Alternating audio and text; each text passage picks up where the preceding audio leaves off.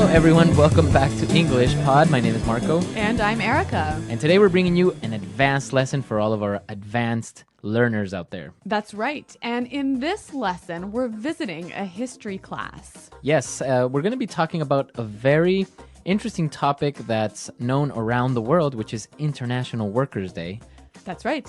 And we're going to learn a little bit about the history of the workers' movement in the United States. Right, but we're also going to be taking a look at some great words and, of course, a little bit more advanced or complicated structures. That's right. So I guess without further ado, we can get started with the dialogue. All right, everyone, settle down. Let's get started. As you know, an important aspect of becoming a good citizen is understanding the genesis of our legal system.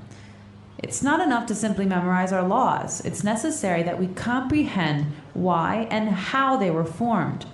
This brings me to our topic for today. Does anyone know what we celebrate on May 1st? Cinco de Mayo.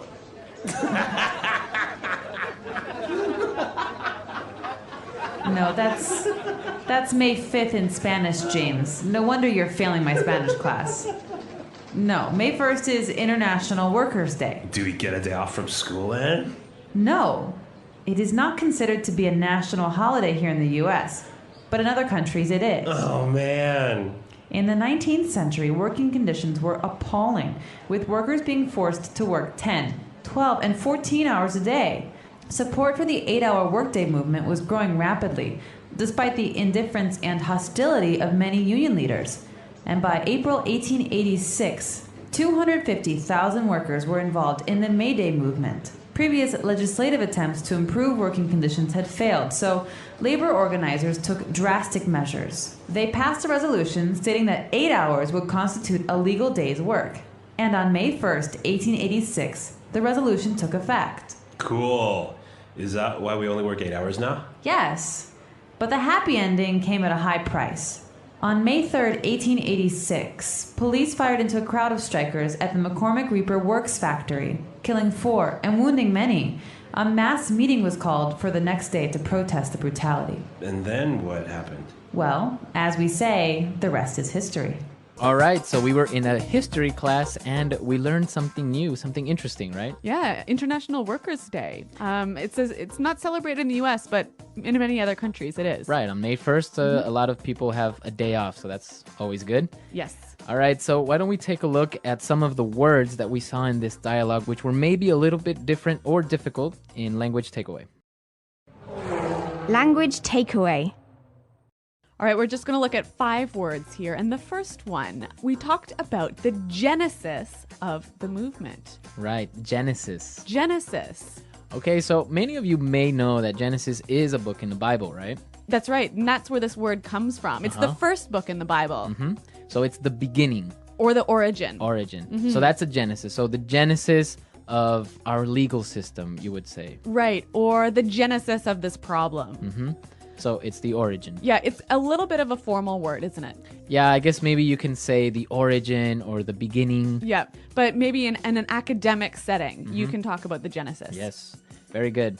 All right, what do we have next? Well, one of the reasons why the workers' movement got started was because of the appalling working conditions. Appalling. Appalling. If something is appalling, It's shockingly bad. very, very bad. Yeah. So now if something is appalling, like the working conditions were appalling, That's right. you would feel appalled. Exactly. I'm appalled at your behavior. Okay, so it's almost like you are disgusted. Yeah, that's right. Yeah. Very, very strong word. Yeah, very strong. Okay. Okay, so the working conditions were appalling and people were setting up this movement, right? But what happened? They met some hostility. Hostility. Hostility. Hostility from the police, right? That's right. So what is hostility? Hostility is the state of receiving an unfriendly reaction. Okay. They acted in a very unfriendly way, and it also suggests, a hint of violence even. Okay. Yeah. Yeah. So if somebody is hostile, they can maybe be aggressive and maybe to a point violent. That's right. Okay. So a hostile person. Yeah, or a hostile environment, a dangerous environment. Okay, hostility, hostile. Very good. Yeah. Now, because of these appalling working conditions, the labor movement decided to take drastic measures. Drastic measures. Yeah, drastic measures. This is a really wonderful phrase, and I think it would help us to listen to a few examples of this phrase in use. Example 1. The president was faced with some difficult decisions and was forced to take drastic measures to solve the crisis. Example 2. The police took very drastic measures to control the protesters outside the government palace. So we understand drastic measures as extreme actions or decisions, right? Yeah, exactly. I think there's a saying that says desperate times call for drastic measures. No, desperate times call for desperate measures. Oh, dang. Well, okay, but it goes around there somewhere, right? Something so like that. If you really have an emergency, you need to do something drastic. You have to take drastic measures, or you can even say take drastic action. Okay, very good. And what about our last word? After the protests ended in violence, people started to get angry because of the brutality the police showed. Okay, brutality. Brutality. So again, maybe brutality and hostility are maybe similar, right? A little bit similar. So brutality is the state of being harsh or very forceful. Okay, so brutality. Now, we also use the word brutal. Right. So that means harsh or very forceful. Now, sometimes we can use that word, but not in a harsh or forceful way, right? Yeah, and it's quite, I might say something like, oh my God, that test was brutal. Uh-huh, it was brutal or... So it was really hard or really difficult. Right, so that's what you're saying with this word, that it's very hard or it was very intense. Yeah, maybe one more example. Okay, so for example, I can say, oh, I went for a run today and it was brutal. I'm so tired. So it was really difficult. Yeah. Brutal. And Marco, is this something that's used by everyone? That phrase, brutal, using in that context would be for younger people maybe. Not really, you wouldn't really hear older people using it like So that. it's a little bit slangy. Yeah. Okay. All right. Great. So those are 5 interesting vocabulary words. As Marco mentioned, we want to look at some more difficult structures now in Fluency Builder. Fluency Builder. Okay, so we have some phrases that we saw in this dialogue. And, well, let's start with the first one. Well, the teacher opens his discussion by talking about how an understanding of the legal system is an important aspect of being a good citizen. Okay, an important aspect. An important aspect. So, well, maybe we know the word important, right? So what's Obviously. an aspect? A part of something, an important part of something. Okay, so the teacher started with an important aspect of and then specified the idea or what part it belongs to. Right, so it usually follows this form. Noun is an important aspect of noun. Okay, So for example, quality control is an important aspect of keeping customers happy. okay, perfect. A part of. Very good. So aspect sounds a little bit more formal or just a lot more intelligent, right? Yeah, professional. And actually, this is a wonderful way of setting up your idea. So the teacher said that it's an important aspect of understanding the legal system was understanding its origins or its genesis. Yep. And then she moved on and said that it's not enough to simply memorize laws. That's right. It's not enough to simply do something. Okay. So the beginning of this sentence, it is not enough to simply something. Mm-hmm. By starting a sentence like this, you are indicating that more is required, right? So here, it's not enough to simply memorize the laws. We're saying that most people just memorize the laws, but they need to go further. And understand them. Exactly. Another example would be, it's not enough to simply pass your exams. You must get good grades as well. Right. Or maybe in a business context. It's not enough to simply satisfy your customers. You must impress them. Okay, very good. So that's a very good way of starting out this idea of more is required. That's right. More is required. All right. All right. Well, I want to move on to one final point here. I found this sentence to be really, really interesting. They passed a resolution stating that 8 hours would constitute a legal day's work. Okay, so why is this interesting? Well, I found that, there's 2 verbs going on here. They passed a resolution that 8 hours would constitute a Okay. legal day's work. So we've got 2 verb times going on here at the same time. And I'm wondering about this one would. Okay, so what's happening here? Obviously, this happened in the past. It's like about 100 years ago, right? Right. So the resolution was passed 100 years ago. Right? So this is going on in the past. Right. But there was a future action that was going to happen in consequence of this. Right. So the resolution stated that 8 hours would constitute. So that's like the primary action was the passing of the resolution. And the result is this sort of this event that happens in the past but is a future event to the first primary event. Does that make any sense at all? So this is called the future in the past, right? That's right. Okay, so it's a grammar structure. Many of you maybe know the simple present or the future tenses, but this is a little strange one. And as we said, so maybe it's a little bit difficult to understand the grammar in general. So why don't we take a look at some more examples of how we would use this future in the past? Example 1. The president said that he would cut taxes by 5%. Example 2. I made a promise that I would not smoke anymore. Example 3. Carl told me he would buy a new car. Okay, so now I think it's clear this whole idea of the future in the past, and we'll also be answering any questions on the site if you have any problems, right? That's right. Okay, so why don't we listen to the dialogue one more time, and then we'll come back and talk about this holiday, which is the International Workers' Day. All right, everyone, settle down. Let's get started. As you know, an important aspect of becoming a good citizen is understanding the genesis of our legal system. It's not enough to simply memorize our laws. It's necessary that we comprehend why and how they were formed. This brings me to our topic for today. Does anyone know what we celebrate on May 1st? Cinco de Mayo.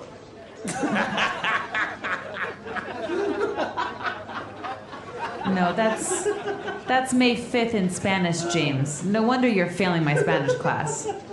No, May 1st is International Workers' Day. Do we get a day off from school then?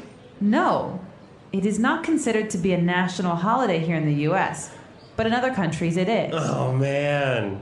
In the 19th century, working conditions were appalling, with workers being forced to work 10, 12, and 14 hours a day. Support for the 8-hour workday movement was growing rapidly, despite the indifference and hostility of many union leaders. And by April 1886, 250,000 workers were involved in the May Day movement. Previous legislative attempts to improve working conditions had failed, so labor organizers took drastic measures. They passed a resolution stating that 8 hours would constitute a legal day's work. And on May 1st, 1886, the resolution took effect. Cool. Is that why we only work 8 hours now? Yes, but the happy ending came at a high price. On May 3rd, 1886, police fired into a crowd of strikers at the McCormick Reaper Works factory, killing 4 and wounding many.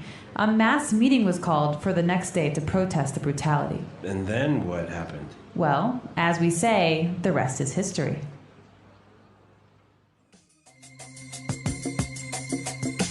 All right, so Erica, in Canada, do you celebrate this? We do, but not on May 1st. Oh, really? When is it? The first weekend in September. Oh, really? And why?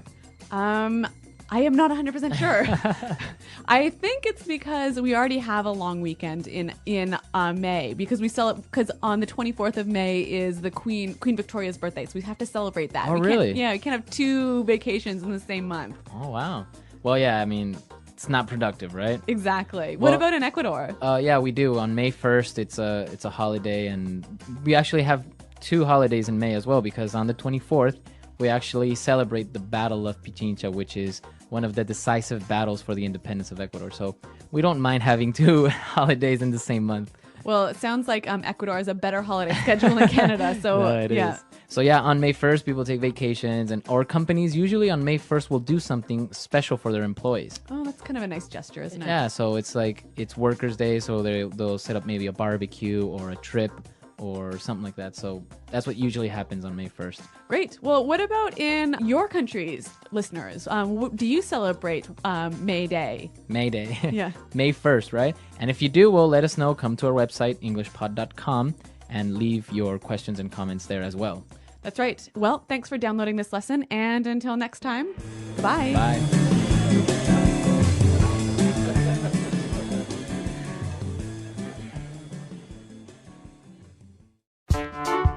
The English Pod Audio Review. Listen to the meaning, then say the vocabulary word. Relax, become calm. Settle down.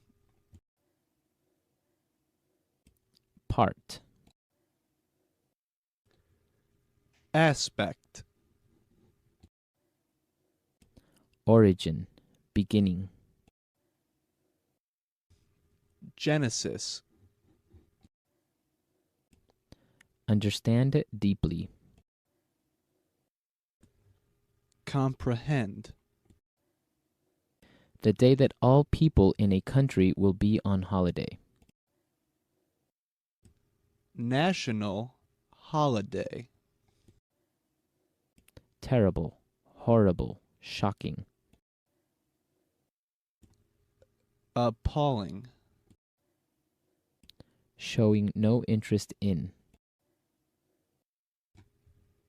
Indifference. The attitude of treating something as enemy. Hostility. Relating to legal system. Legislative. Sudden and severe. Drastic. A formal document stating the wishes of a group. Resolution. Form, consist. Constitute. Violent treatment or behavior. Brutality. Shoot guns into a place. Fire into. Describing an event that is done to honor and remember a person or event in history, in commemoration of. The lowest socioeconomic class, workers. Proletariat. A public meeting of a large group of people to support or oppose something. Rally.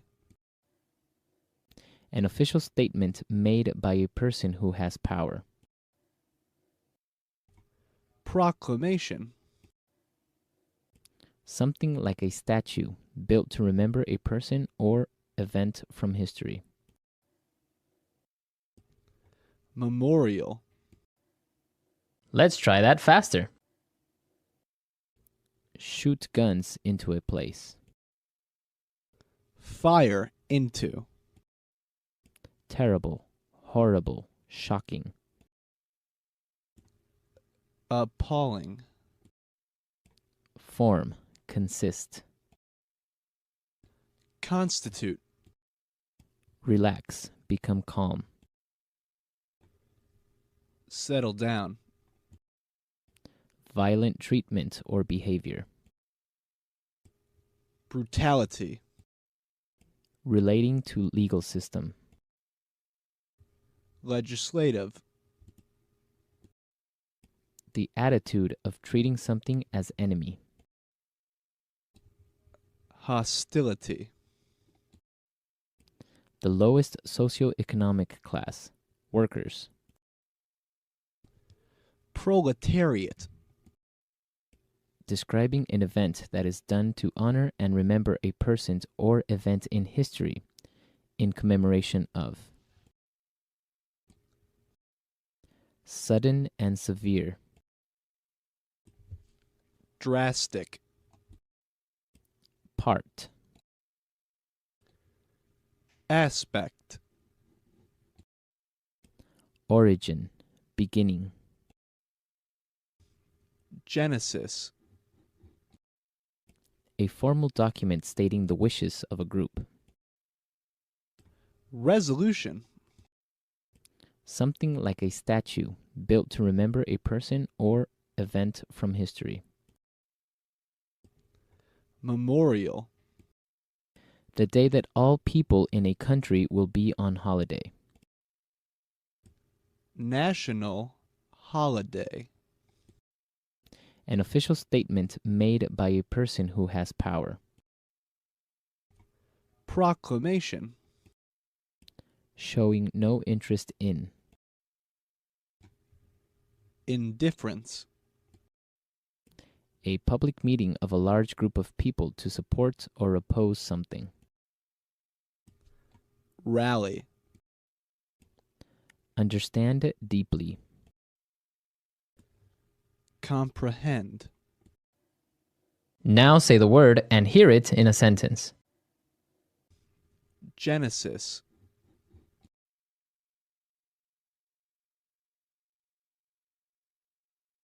How did you get started on this project?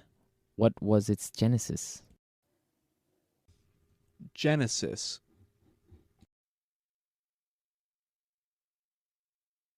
We need to identify the genesis of this problem. Genesis.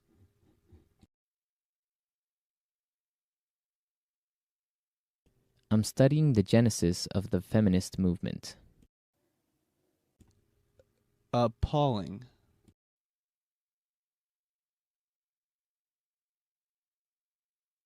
The way those poor children have been treated is just appalling.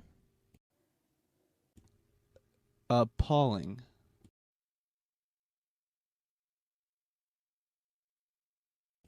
I'm absolutely appalled by your behavior. Appalling.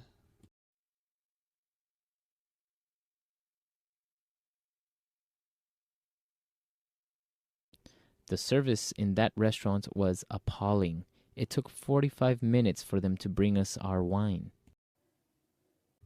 Legislative.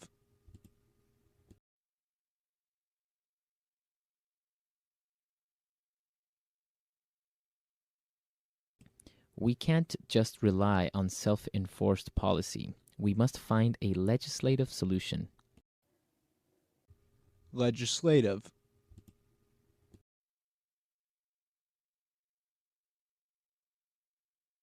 I don't know much about the legislative process in the U.S. Legislative.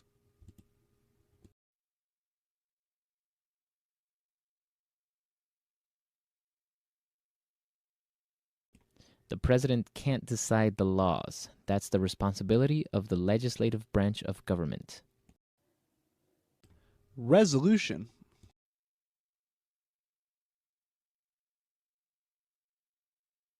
The board will vote on a resolution asking the president to resign. Resolution.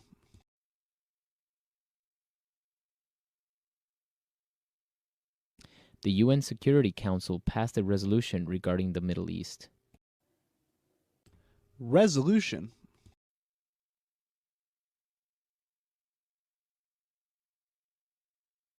A resolution was introduced in the Senate supporting states' rights.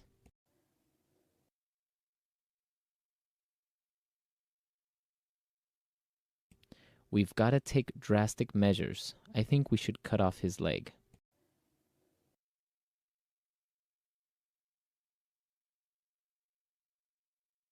This calls for drastic measures. I'm declaring a state of emergency.